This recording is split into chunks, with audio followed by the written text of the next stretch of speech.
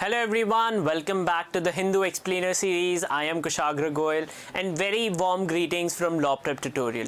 As we get closer to the CLAT examination, testing yourself becomes very important. And as you know, at Law Prep Tutorial, the oldest institution for CLAT preparation, we have now come up for all you aspirants of CLAT, a all India mock test on 4th of July.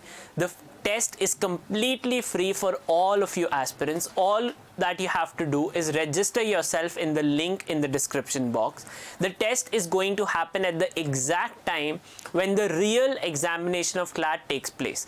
So that provides you with the same time period and the mind frame to appear for the examination. And secondly, the test, as it is close to the CLAT examination, is comprehensive syllabus of the entire CLAT is there in the mock test, which is going to ensure and test your skill set and progress for the examination. Therefore, make sure that you register yourself in the link provided below. On that note, let's begin with today's newspaper analysis. So on the front page is the political buzz related to Prime Minister's invitation to invite politicians from Jammu and Kashmir to kickstart the political process in Jammu and Kashmir. If you remember, on August 5, 2019, the state of Jammu and Kashmir was bifurcated and converted into two union territories, that is, the Union Territory of Ladakh and the Union Territory of Jammu and Kashmir. The Jammu and Kashmir Union Territory was promised, as our Home Minister had stated on the floor of the House, that it would be converted back to full statehood as soon as possible or whenever situation so arises. The second was that this assembly or union territory was to have its own legislature. All right, so both these promises, there is buzz now that this is what the political process kickstart is all going to be about. All right, apart from this, on the front page, very little of note for us. So we move on to the editorial section. As we get closer to the examination, it becomes important that we focus only on the important news from the newspaper. All right, this is something for aspirants previous or of subsequent year of examination also. The main editorial, countering a political act that has a legal garb. This is related to flagging or placing sedition charges against those who dissent for the government. The editorial then points out that there should be a mechanism for laymen to understand what sedition means and how to counter such targets. So for example, if someone such as me, for example, if it is flagged that mere criticism of the government makes me anti-national or is given a label of Desh Drohi, which sedition means in particular, right? So this is hurtful, right? But not everyone who is a graduate from law would understand what this means. How can you counter it? What are your rights? So the editorial talks about that now that it is proven that criticism of the state does not include sedition, it becomes paramount that people are informed of how to counter such a charge and how governments have actively used sedition as a law to counter anyone who criticizes them over the years. Apart from this, on the left hand side, a welcome spike. This is in response to the one-day record of vaccination that India has seen, but that is also still not enough. We need to vaccinate that many people on a daily basis to achieve our target of inoculating the entire adult population by the year end.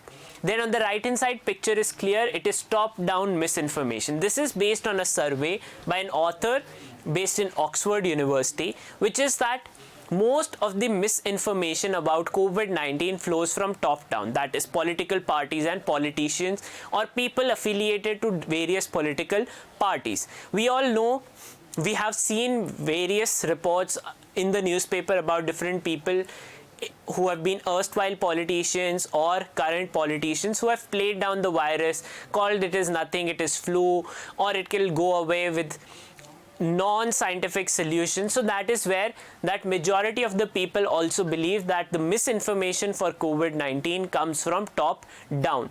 Then on the left hand side is policy creep. What is this about?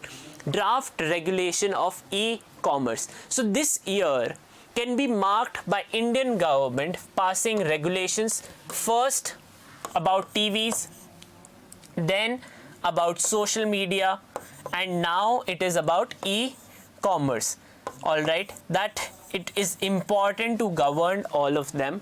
So regulation starting from TV, social media, and now e-commerce. So this is what the new rules are about, this editorial, that it is now becoming part of over-regulation. What is over-regulation? When you regulate almost everything, in the sense that, let's say, there is a differentiation between me suggesting that, see, either you can watch the newspaper series, then make notes, watch the new series and then, or first make notes and then watch the series to see whether you understood things properly or not.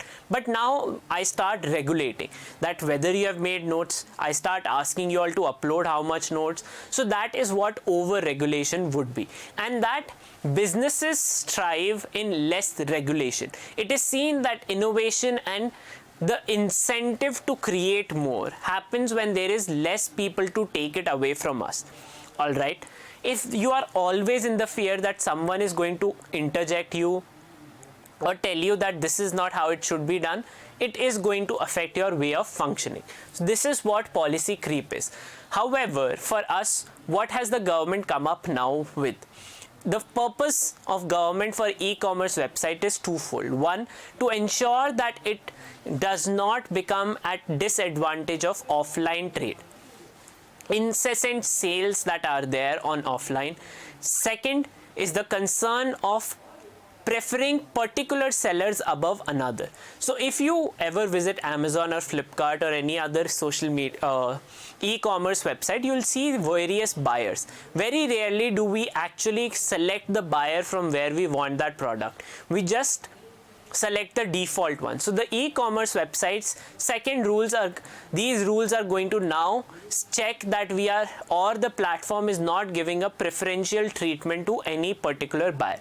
The third is a filter for country of origin, something that I had talked to you or told you in the revision series also as a concept that is very important. The country of origin, where the product is from. So now e-commerce websites need to have a filter so that a customer can ensure that it is only buying products originating from one particular geographical location. Till now, for example, we filter out products based on size, color.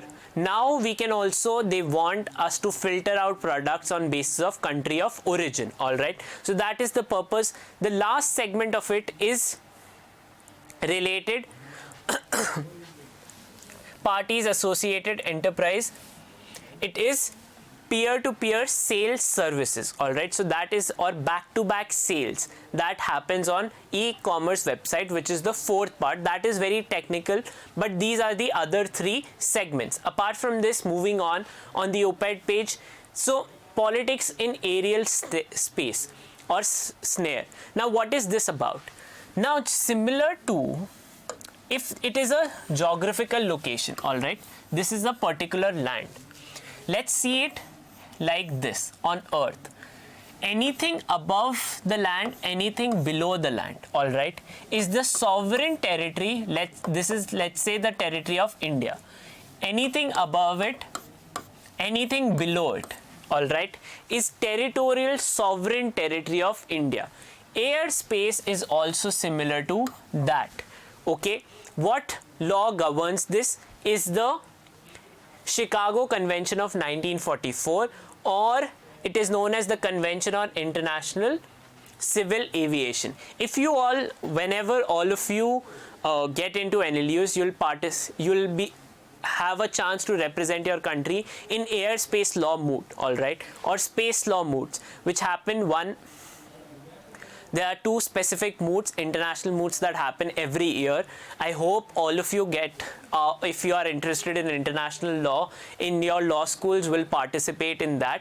Okay, so these this is the specific law that you will deal with in that moot court competition, which is Chicago Convention. It is the convention that determines the rules of how navigation in air takes place. Okay, now what is the background of this? We have already discussed this event that happened in Belarus. That is, journalist Roman Petrosevich along with his partner were a plane in Belarusian airspace was hijacked by the military, brought down. These two were taken off from the airplane, and they have been accused of criticizing the president there, that is President Lukashenko. All right. So this is the event, and therefore in that regard the airspace law. Now you will definitely be not asked a question in CLAT about airspace law, but the event in Belarus is important, and secondly it's related to what you will see in your law schools. So I thought it is a good time to tell you about it. Then apart from that, moving on, Afghan violence has risen. So India's position has always been a peace-centered process in Afghanistan. That peace is important. But now two things have come out. First, violence, as soon as US has announced that it is withdrawing troops by 9/11 this year, violence in Afghanistan has risen. And secondly, Indian government has also started engaging with Taliban. All right, so this is two important things. This is related to Afghan peace process, okay? And India's position where it wants United Nations to be the center body to negotiate peace deal between Afghan government and Taliban. Then a huge military reform, as the military officers call it, is a creation of theater commands or combined forces of will be created in our military. So we have 4 organs or 3 primary organs and 1 coastal organ of the armed forces, that is Army, Air Force, Navy and the Coast Guard.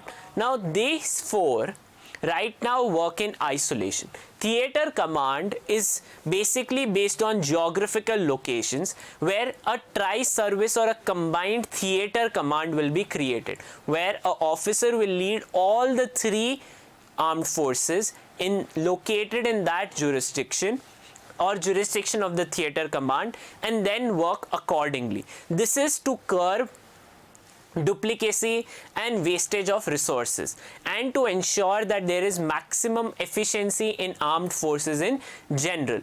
It is something that the Prime Minister is supposed to announce in this week's time period. Then moving on, apart from this on the news, nothing of real note for us. All right, then press must not subvert government Islam, the head in Hong Kong. You all know what the situation in Hong Kong has been and the security law there. Now, Carrie Lam, who is the head or the chief executive officer, who is a pro-Communist Party representative in Hong Kong, and this is related to the events, that is Apple Daily. Apple Daily's office were raided, owner arrested, major editors of the office were also arrested, bank accounts of the Daily have also been seized, and the reason or justification granted by Hong Kong police now is that it is not a problem to criticize the Hong Kong government, but if there is an intent to organize activities to incite subversion of the government, then it is of course a different thing. That criticism, you can criticize us, but it should not be with the intention to overthrow, is the excuse for prosecution of Apple Daily. So the name becomes important. Then at UNHRC, lot of countries raised the issue of Xinjiang violence, that is of violence against Uyghur Muslims. Apart from this, US confirmation of distribution of vaccines, all right, under the COVAX. Then the news is, why is China targeting cryptocurrencies? Bitcoin price and price of different cryptocurrencies has fallen. Cryptocurrencies require a process known as mining. All right, what does mining do? Mining is a process to, one, create new Bitcoin or cryptocurrencies. All right, so create. Then second is also to confirm transactions, because bitcoins don't have, or cryptocurrencies don't have, one central authority. So in India we have the Reserve Bank, which does the clearing. That there is money in this account and it should be transferred in this account. All right, so that happens through a central body. But for cryptocurrencies, who will do it? So that process also is known as mining. China has been counting down on mining of cryptocurrencies for two reasons. First, high energy consumption, and secondly, it is trying to promote its own digital currency.